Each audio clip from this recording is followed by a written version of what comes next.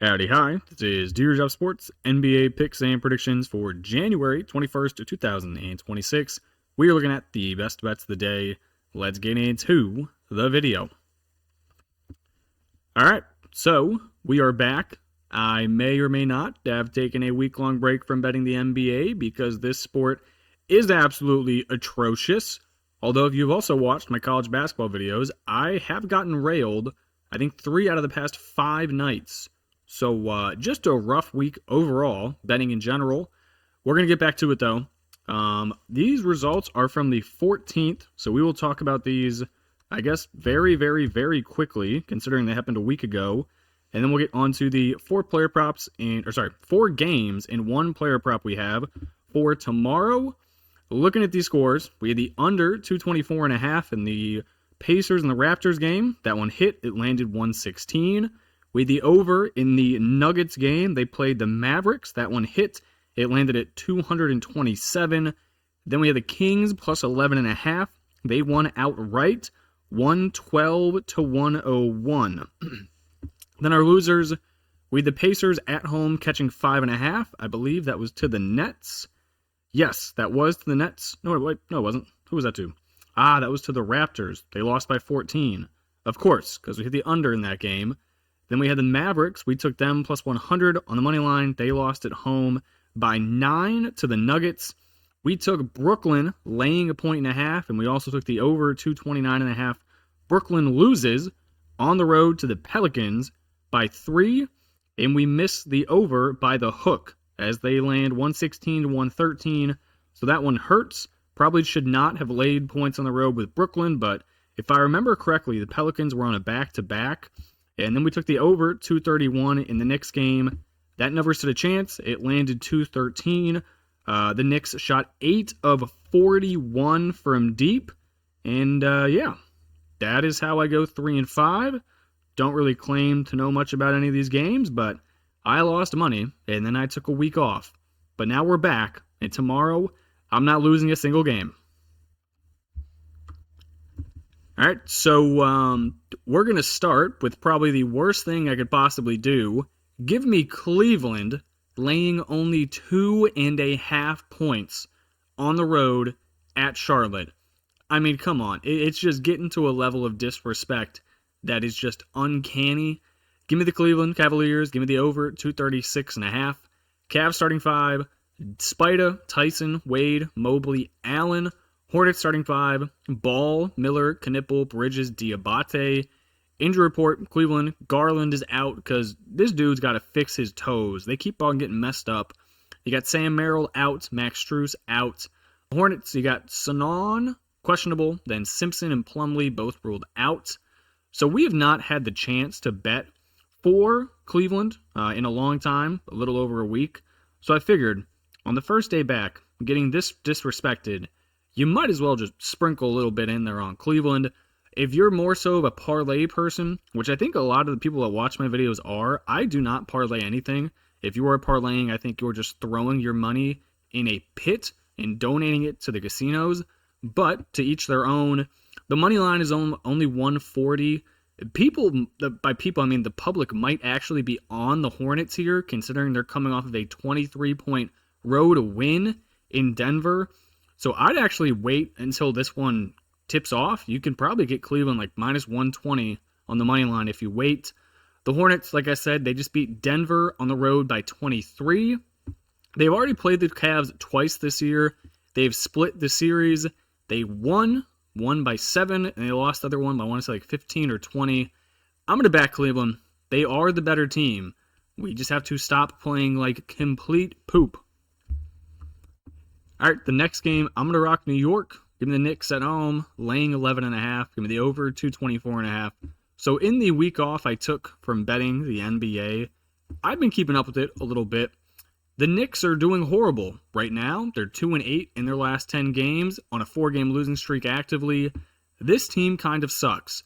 So I'm going to back them. Going to get right spot. They're laying 11.5 points.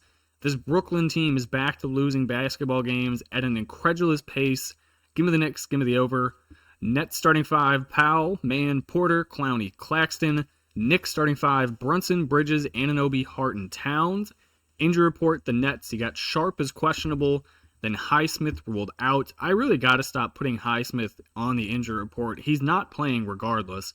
Then the Knicks, you have no one listed on the IR. The Nets, they have lost 8 out of their last 10 games, so both of these teams have that in common. They've already played the Knicks twice this season.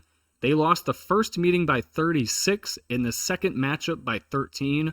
Granted, Porter Jr. was not on this team for either of those games, so surely he helps them actually win, but I will still take the Knicks. This is a get-right spot. You have already pounded this team twice.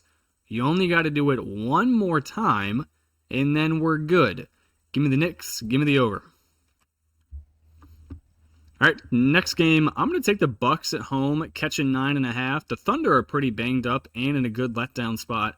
Also going to take the under, 225.5.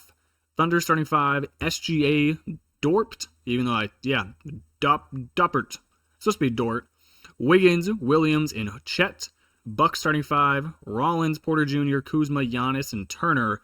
Injury report, the Thunder, Caruso, Williams, questionable. Then you got Hartenstein, Williams, Topic, and Sorber, all ruled out. The Bucks, they have KPJ and Miles Turner is questionable. Ventorian Prince ruled out. Thunder 36-8 on the year, coming off of a road win at Cleveland by 32. So a fantastic letdown spot here. Not to mention, this is their 4th road game in a row. So the final one of their East Coast road trip. I like this spot a lot from Milwaukee. They're 18-24 in the year, 5-5 in their last 10. They beat the Hawks on the road by 12 in their most previous game. They're going to need Kevin Porter Jr. and Turner to play. If not, you're going to be relying on Giannis and Bobby Portis to stop Chet and Williams down low. Don't really think that's going to work out great, so I would really appreciate it if Miles Turner actually played. Give me the Bucks. Give me the under. All right, then final game before we get to the player prop. Give me Atlanta catching 2.5 points at Memphis. Why is Atlanta a dog? Yes, they've lost 4 games in a row. I still think they're better than Memphis. Hawks starting 5, Alexander Walker, Daniels, Kippert, Johnson, and Okongwu. Grizzlies starting 5, Morant, Coward, Wells, Jackson, Aldama. Injury report, the Hawks, you got Richier and Tingus Pingus, and then Dante, all ruled out. I think Tingus Pingus has played maybe 15 games this entire season. That dude is always injured. The Grizzlies, Jerome, Pippen, Clark, Edey, all out. Then Santi Aldama is questionable. The Hawks, 4 losses in a row. 2 of them were at home, 2 on the road. They have not looked great since acquiring CJ McCollum.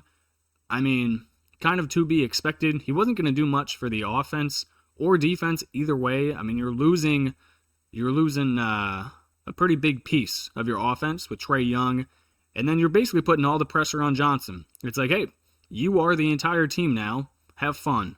It's like, well, I don't really think I wanted that, but all right, boss. We'll see how this goes. I do like them against the Grizzlies, though. The Grizzlies don't have a center. They're 18-23 on the year. Jackson, he's basically your center. Santi Aldama is questionable. Edey is out. Brandon Clark is out. Ty Jerome, not a center, but hasn't played all season. They just don't have any size down low. If Aldama genuinely does not play, this team is cooked. Absolutely cooked. Give me the Hawks. All right, and then we just talked about him. Jalen Johnson, hello, hi, how do you do? PRA, over 39.5. So the Hawks have not been good. They've lost 4 in a row.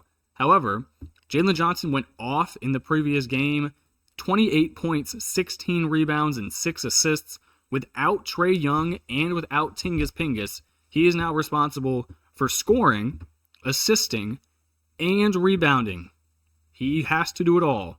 I do like him, though. He is good. The Grizzlies have no size down low. Jaren Jackson cannot get in foul trouble. He's going to be able to take that man to the hoop, put it in the hole, and then we win our bet. Give me Johnson PRA over 39.5. And that is going to do it for me in this video. I will be back with NBA videos up until the end of the season, unless it just continues to be the worst thing to bet in the history and existence. But other than that, I appreciate you watching, and I will catch you in the next one. Peace.